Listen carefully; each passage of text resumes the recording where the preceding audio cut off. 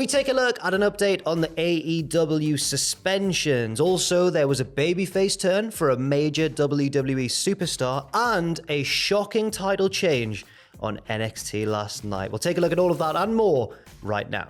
Hello everybody, Jack and Fraser back again with more news. If you missed our earlier news video, do go and check that out on this very channel. It's over there, Fraser. It's over there. Just that way. Go on. But after this one. Watch this one first. We have an update on the AEW suspensions issue, Fraser. Fightful Select have been talking about it. They said that they learned on Tuesday that as of now, the numerous talent and coaches who were suspended in AEW after the melee, the brawl following the press conference.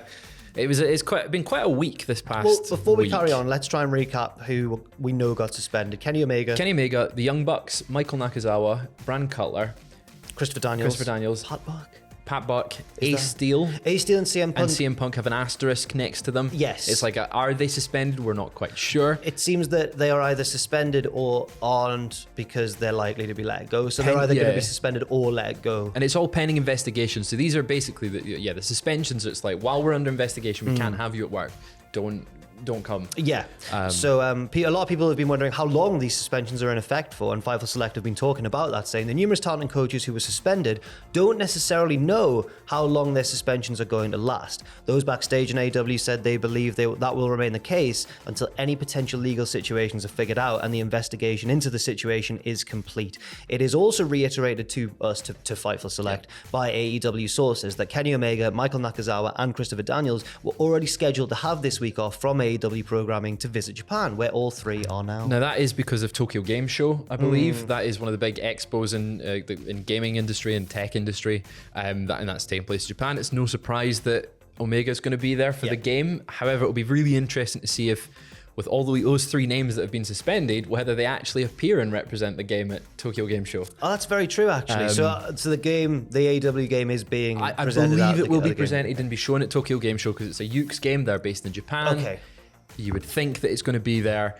It'll be really interesting to see if it does appear there with the suspensions, with all this going on. Especially because we've seen recent stories of like being the elite being like on hiatus. I assume because of the suspension.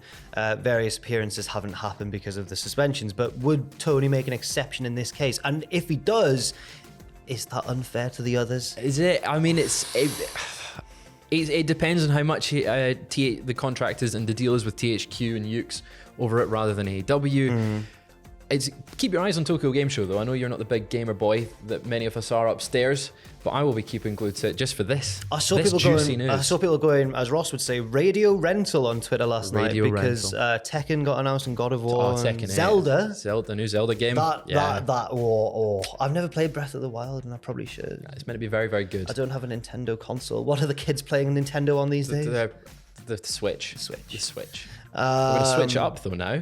A major WWE superstar has turned babyface. Go on, Fraser. Go on, look at that. But Jack, what's the story? Tell me the story. PW Insider are reporting, in honestly quite a condescending fashion, I will say, once we read out the quote, that a major WWE superstar has indeed officially turned babyface. WWE, say PW Insider, has officially moved Kevin Owens to the babyface side of their internal Raw roster. That move, now this is where it gets condescending in my opinion, that move had been obvious for some time, but WWE still had him listed as a heel until this week. Now, I guess you could say the turning point, the catalyst for this babyface turn was the big, passionate, scathing promo he cut on Austin Theory on Raw this week, where Theory went, "I've achieved more in 2 months than you have in 5 years," and Owens went, "Hold on there," and the gist of it was like, people like you who have all the tools, who have all the attributes you were born with, you're dime a dozen, you often don't make it, whereas people like me and Gargano, who aren't necessarily the mold that you'd expect of a pro wrestler, we're 1 in a million. And it was a really good promo, as you'd expect from Kevin Owens. They had a bit of a brawl after that. That was a babyface promo. Oh, it was very passionate, very babyface, very like, I don't want to say classic Kevin Owens, but it was, but just in a different light, because he would cut those passionate heel promos that basically said the exact same thing, but the fans would boo him at that. So it's really nice to see him getting that babyface push. I still want to see him paired with Sammy, though. Well, I'm slightly confused because they've said this is when PW Insiders say this had been obvious for some time. Now, maybe because he was going after Austin Theory, yes. But I always saw Kevin Owens, since Triple H took over, as almost like a tweener. like a middle ground, just out for himself, wants to regain this fire that he once had. Because remember, it all kind of started with him just disposing of Elias or Ezekiel. Right, yeah, it was Ezekiel. He came back and he powerbombed him and stuff. Not Elias at all. Definitely not, and definitely Elrod or whatever the other family members are. But yeah, he really demolished Elias, Ezekiel. And then he was back to his prize fighter gimmick that we've not seen. Even the T-shirt is the same as his old NXT one. It feels like Triple H has got his boy back. That reminds me of heel Kevin Owens. So while I don't disagree with him being a babyface now, I don't think it's fair to say that it was obvious. Yeah, I definitely agree with you saying he was a tweener for the past 2 months. I'd say 2 months. But now officially, according to WWE's internal roster, he is now a babyface, which I think's good. I think that's a good move. Yeah, they need stronger. I mean, he could go up against Roman Reigns in the later half of this year, and it would fit perfectly as this face character. Yes. I'm excited. I would agree. Also, there could be new WWE belt designs.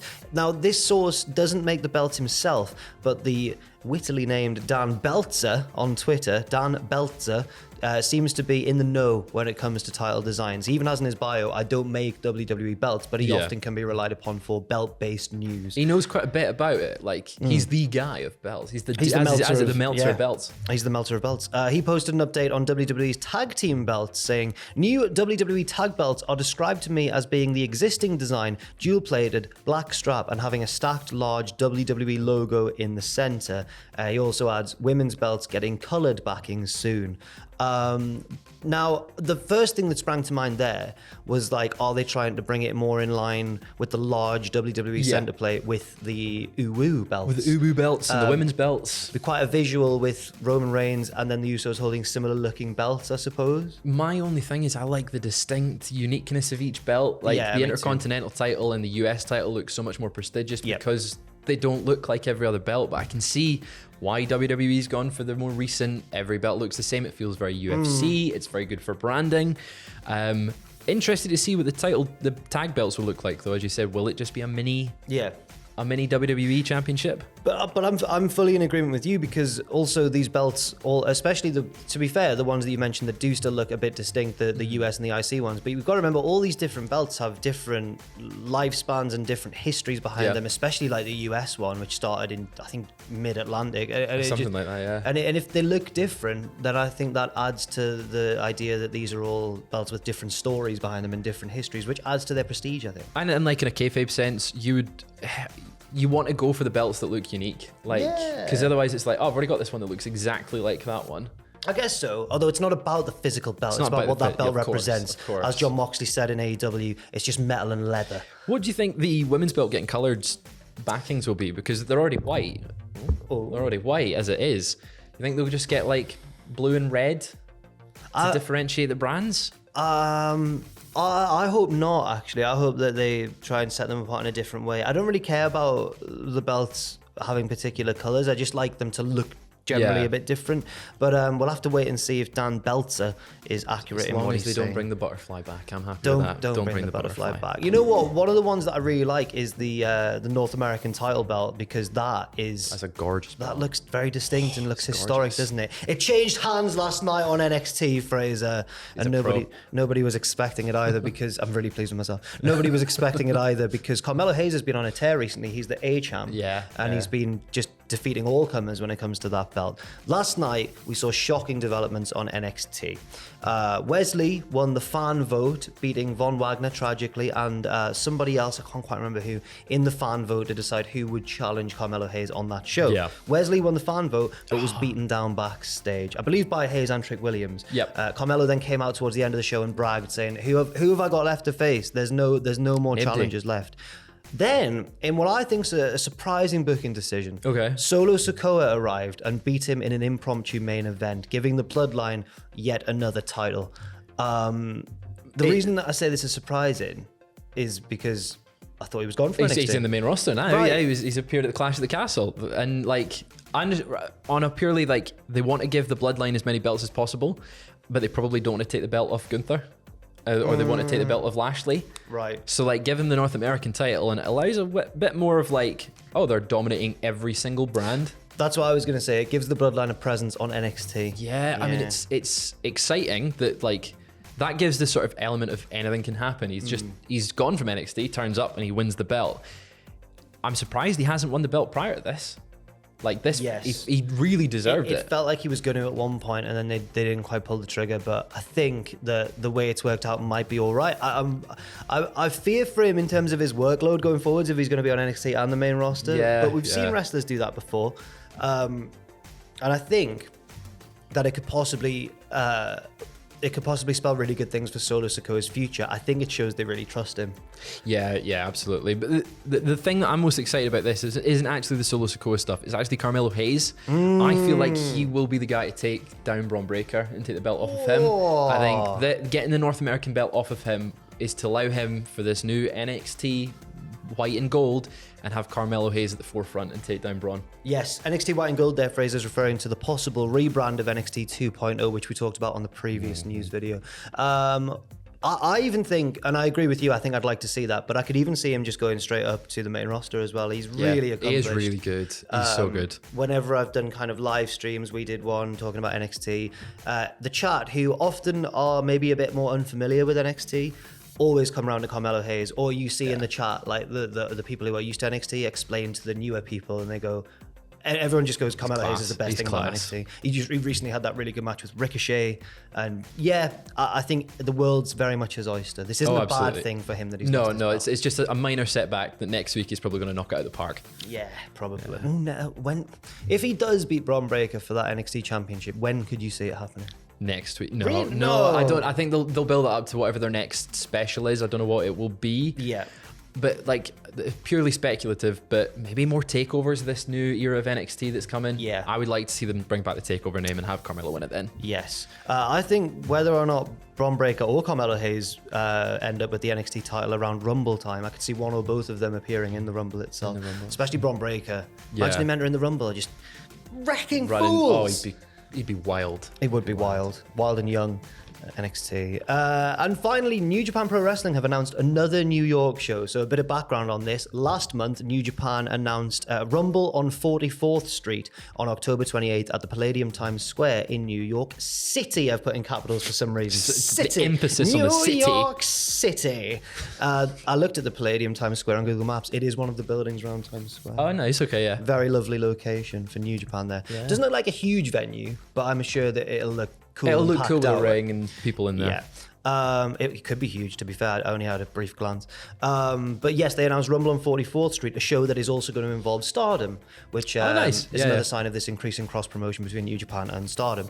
But now, New Japan have also announced a show the night before, October 27th, hilariously entitled The Night Before Rumble on 44th Street, a Halloween special. The poster is not what you'd usually expect from New Japan, which their graphics are often like all prestigious and this is the biggest, most important show ever. This one's fully gimmicky. It's like Halloween special. It's spooky.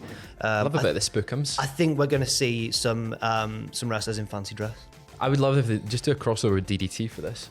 That'd be really fun. But yeah, fancy dress, imagine like I think they're going to. Okada is like Beetlejuice. Oh, I can totally, maybe not as Beetlejuice, but I can, that's slightly too far. Too far for you. No, I can totally see it. I can see them dressing as, I mean, we've seen wrestlers in NXT, in New Japan, do fancy dress in the past. I remember the Bullet Club dressing as characters from Aladdin. Caval, Agent 47. Yeah, but not in NXT though. But Loki. But I remember Kenny Omega being Princess Jasmine, for example. Yeah, when they did the Aladdin thing. That might have just been more because the Elite love a bit of dress up, because we saw them as Street Fighter characters in the past. Ghostbusters. But I want to see all the New Japan lads get involved. I want to see the most serious ones. I want to see Shingo. I want to see Ishii all get really dressed up. Just get silly for Halloween. I feel like because it's the night before a big show, this could have a more fun tone, perhaps. Yeah, definitely. If just like the New Year's Dash, which can be a bit more fun than that's a bit more fun, but that one's often like the Raw after Mania. That one's like maybe shocking angles and stuff. This one I think is going to be just silly. Celebrate Halloween in a good way. Going to night before the Rumble on 44th Street, a Halloween special. A Halloween special. There we go. Thank you very much for watching this news video. Stay tuned on the channel for loads more content and news and everything coming out very, very soon indeed. And leave your thoughts and opinions in that comment section down below. Thanks for watching, and we'll see you soon. See ya.